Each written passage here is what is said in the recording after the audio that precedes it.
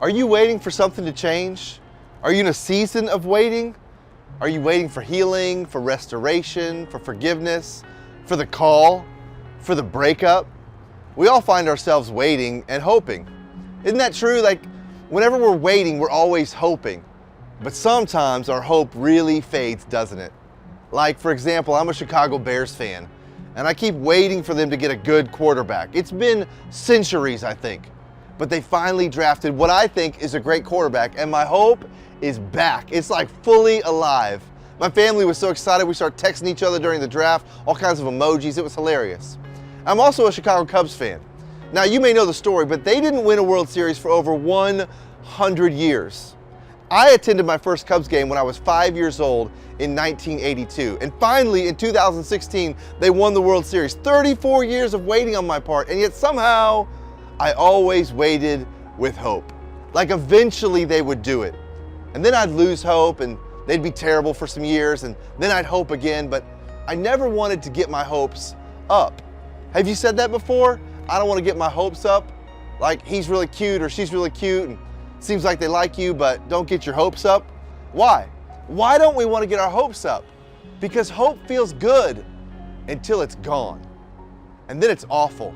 Lost hope is painful. It's why we quit things. It's why we give up on a marriage. It's why we turn to the drugs again. It's why we live in depression or fear. It's why we stay closed off and cold and don't let people in.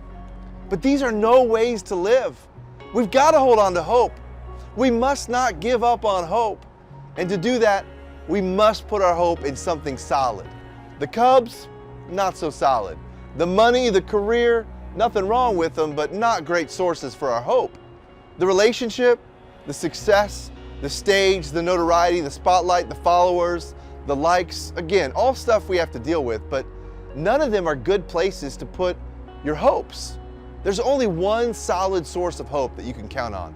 So look what David says in Psalm 39:7. And now, O Lord, for what do I wait? My hope is in you. What he's saying is, what do I think I'm waiting on? Like, what's better than God? What else is there to put my hope in? What do I think's going to come my way that's a better source of hope than the God of the universe? David says nothing. There's nothing better than God. What am I waiting on then?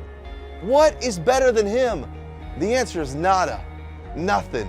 So God, my hope is in you. So where has your hope been landing lately?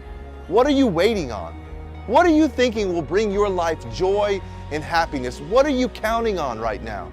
There's probably nothing wrong with that thing, but it's not a solid footing for hope. So put your hope today in Jesus. Tell Him you need joy. Tell Him you need life. Tell Him you're going to stop waiting on all the things in the world, and you're going to turn to the Maker of the world for your hope.